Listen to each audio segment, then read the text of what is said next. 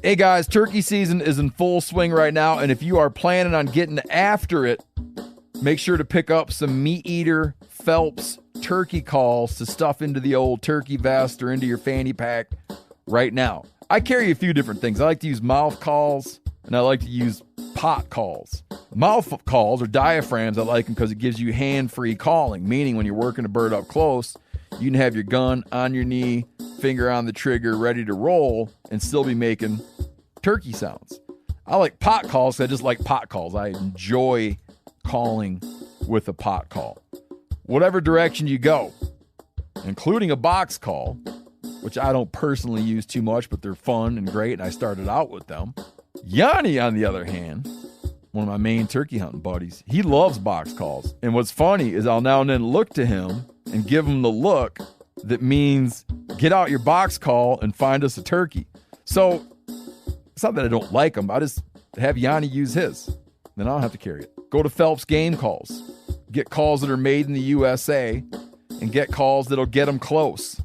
Find yours at phelpsgamecalls.com today.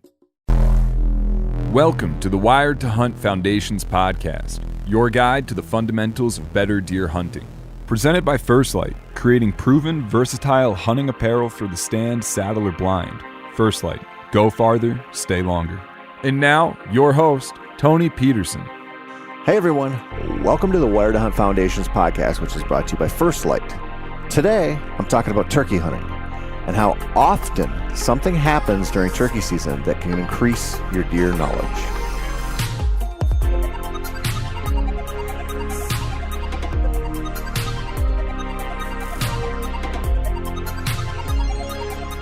You don't really have to listen to too many of these podcast episodes before you learn that I'm sort of like an equal opportunity woodsman.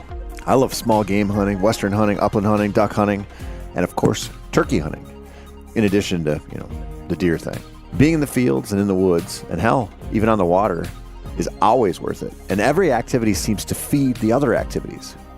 Now, I've talked about this a few times over the course of this podcast, but today I really want to break down turkey hunting and the deer sightings that go with this. And I know I've touched on this before, but I'm going to take a deep dive here. Because I think the deer that you watch, and even spook when you're turkey hunting, can tell you a lot about what the deer will do in the fall and give you an advantage when you go from April and May out to September, October, and November.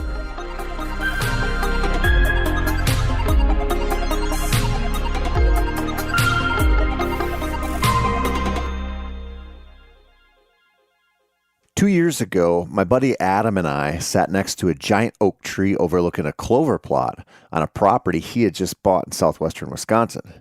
He faced one way, I faced another, and together we listened to some distant gobbles.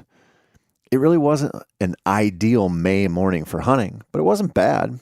We took turns calling and scratching away in the leaf litter until I looked up and not 20 yards away stood a deer. Through the budding foliage, I could see a doe staring straight at me. This happens a lot during turkey season, and it almost always sucks. I don't know what deer have against decoys or leafy-suited hunters sitting statue still next to a tree, but they don't like it. In fact, they hate it.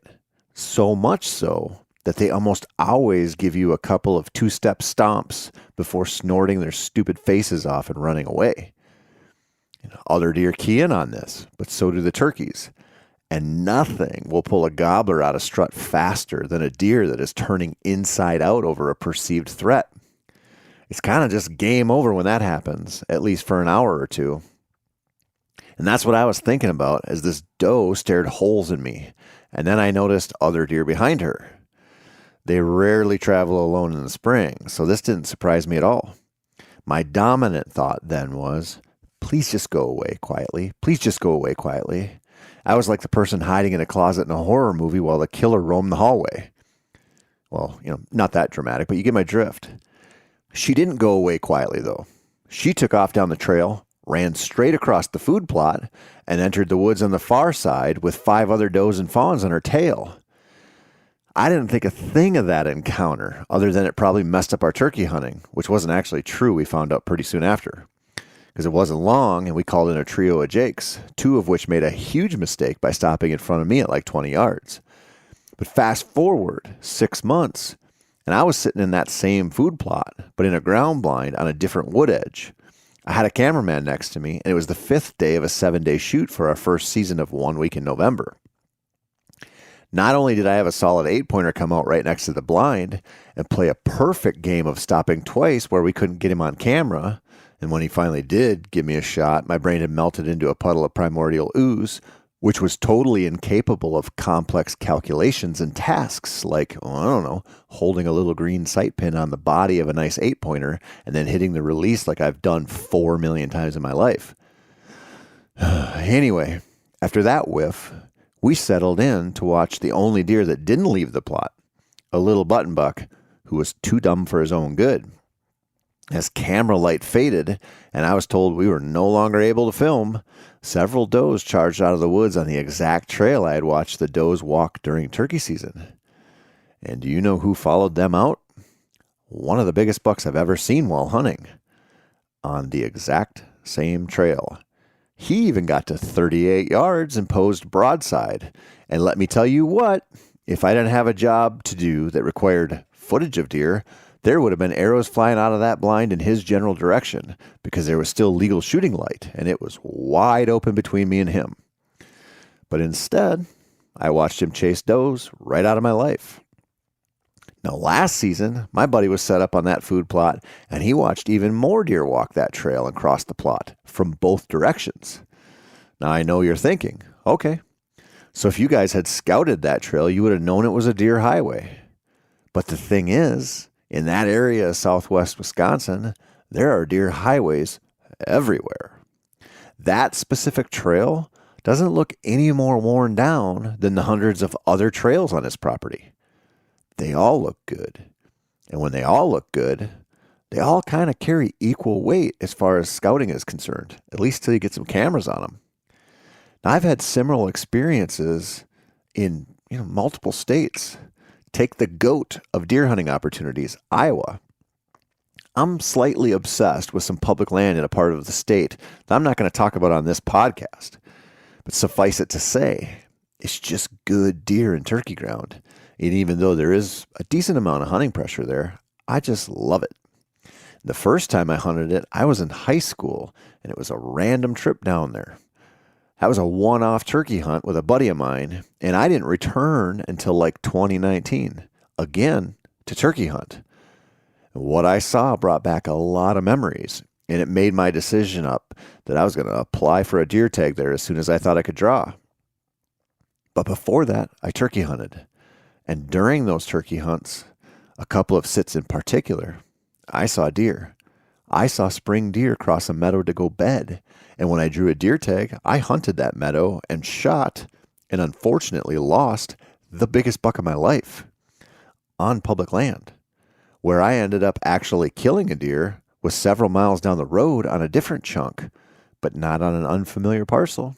I had turkey hunted that too, and had watched deer walk along a very specific part of a river bottom.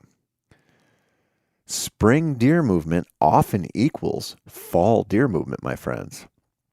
Hell, probably equals summer and winter movement as well, at least in many places.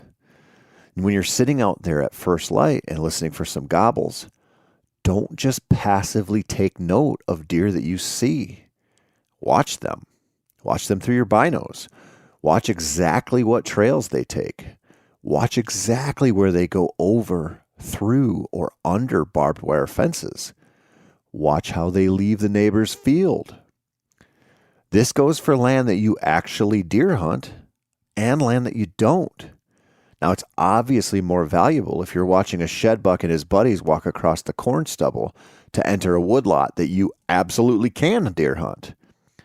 But seeing deer in general is worthwhile.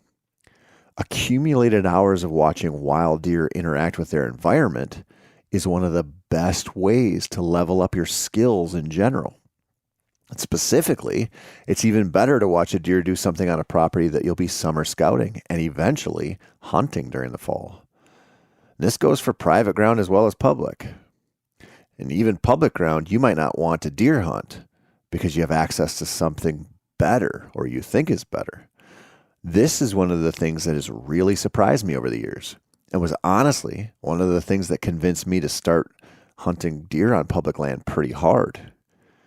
Now, I have no hang-ups at all about hunting public land turkeys, just like hunting upland birds on public land. I've been to enough states and walked enough properties to believe that there are so many good opportunities out there for gobblers or pheasants or grouse and hell, even quail. And even when I was younger and thought that public land was always second to private, no questions about it, thank you very much, I still hunted other critters on public land. And I found shed antlers, and I found rubs and scrapes, and I watched deer from Missouri to Minnesota to Wisconsin to the Dakotas to Nebraska down to Oklahoma and quite a few other states. Over and over, I'd chase turkeys, and I'd find more deer than I expected. That was a benefit, personally, because those experiences rewired my brain, at least a little bit, to think about deer hunting differently, especially deer hunting on pressured ground, of which it could be public or it could be private. I had a lot of hang-ups, but they didn't come from actual experience of being out there. They came from hearing and believing a lot of the bullshit I still hear to this day about hunting opportunities and how so many of them aren't worth it for whatever reason. The thing is, this is stuff you can go verify for yourself. And it's pretty easy to do that on a low-pressure, run-and-gun turkey hunt. You have to look for the deer sign and the deer, of course. But the bigger thing is just to pay attention to what the whitetails are showing you. Seeing a lot of them is just a good confidence booster. But so is seeing, only a handful, but a handful of them doing something valuable. This goes for anywhere you hunt and isn't limited to watching whitetails that are totally unaware of your presence and are making their way across the landscape totally unbothered. Spring also offers an advantage that we rarely get during other parts of the season. The opportunity to see deer actually lay down in bed or jump from their beds at super close range and take off. Both of these things have happened to me during the last few years of turkey hunting, and both have provided some pretty valuable intel. I've watched more open country deer bed farther west while working Miriam's turkeys, and it's always fascinating. And while there are bed hunting specialists out there and plenty of disciples following their teachings, the truth is it's pretty uncommon to actually observe a deer in its bed. Now, we find beds. We make a lot of assumptions about bedding areas and the behavior connected to bedding, but rarely do we actually get to witness them while they are bedded. I look at this kind of like listening to deer actually make some kind of vocalization, or, watching two bucks spar or fight. We know these behaviors happen all the time, but how often do you actually get to see them in person? For most of us, it's not very often. But I'll tell you what, if you're into calling deer with a grunt tube or a set of rattling antlers, watching deer actually grunt or witnessing two bucks really go at it is an absolute learning experience. It's a game changer for becoming a better hunter. Watching their behavior when they bed, and then, get up to reposition and bed again, and then get up to munch some browse and then bed again, and then get up to stare down in the drainage for 15 minutes without moving. It's a game changer too. Or sneaking up a bluff side while trying not to scare any turkeys, and then looking up ahead to see a buck stand up out of his bed that is situated oh so perfectly on a knob halfway down a ridge. That's another game changer. When that happens, you need to ask yourself, what's the wind doing right here? What was his advantage in this spot at this moment? Because you know what? He'll do that again and again all year long if the conditions favor his survival. He'll do it in the fall when you can hunt him. And if you know a specific knob that is covered in prickly ash and perfect for bedding during a south or west wind, then you know an awful lot about what a buck could do during certain conditions that you might face when you're hunting in the fall. All of that can be gleaned from a 20-second throwaway encounter during a turkey hunt. You might also answer questions you've always asked yourself about deer. Take a private land situation where you have 5 stands every season. You know roughly where and when to hunt. You say, that's good enough. You kind of follow the same strategy from season to season. In some years it works, some years it doesn't. But you have questions. Like, why isn't a certain stand any good after mid-October? Or why do you always catch a glimpse of deer at last light coming out of the swamp at a certain spot? Or crossing the river on a deeper crossing when there are several shallow water crossings that would be easier. Time on stand leads to questions, just like trail camera usage leads to questions and sometimes answers. But we are creatures of habit, and we don't often go out of our way to address what we think are anomalies in deer behavior, because then we'd have to question what we think we know. And that's scary country there. So it's easier just to be dismissive about observations that don't fit into our expectations. When you turkey hunt far, far away from the actual deer season, you might put your back to a tree in the heart of your best deer bedding area, a place you wouldn't dream of setting foot in until November 5th during the actual deer season. What do you see deer do then when you're in there? Or maybe you'll work your way along a sparse tree line hoping to call in a longbeard who decided to go roaming for the lunch shift, or who decided to show his stuff in a rutting zone in a high visibility spot. What if while you're sitting there staring at your decoys, you see some deer ghost their way through 40 yards behind you?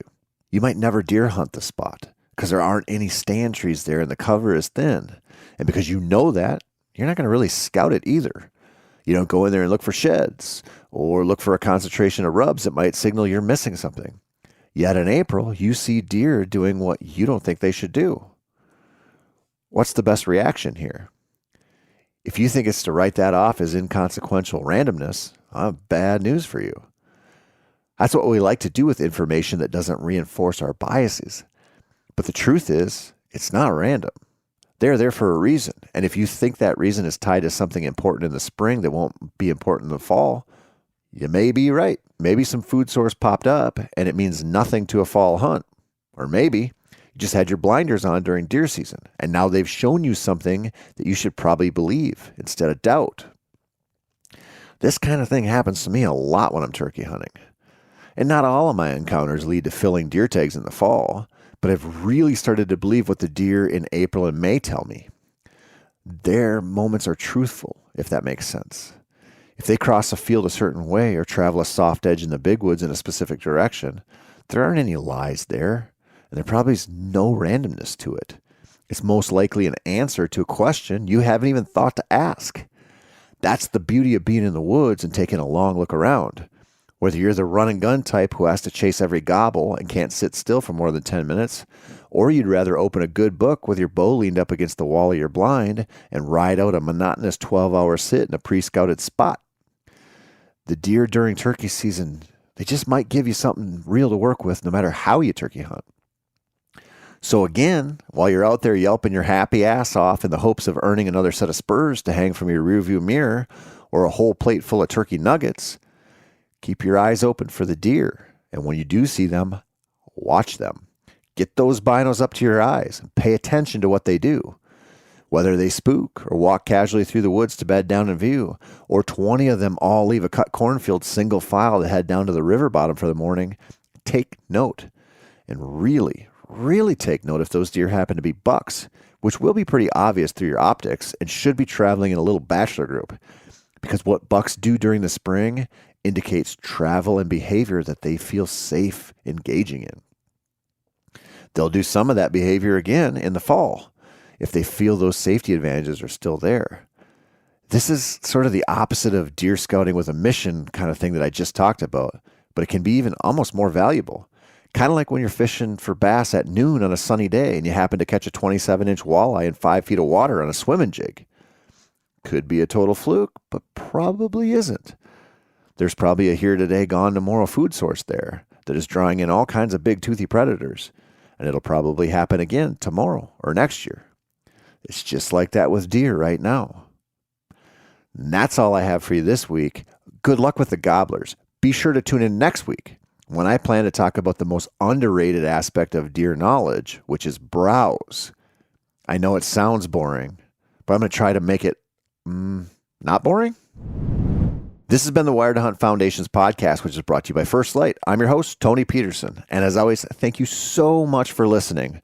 We really appreciate it here at Meat Eater. If you want more deer hunting advice, head on over to themeateater.com/wired, and you can check out a ton of hunting articles by Mark Kenyon, Alex Gilstrom, Bo Martonic, Andy May, myself, Dylan Tramp, whole bunch of whitetail killers. Head on over there, check it out.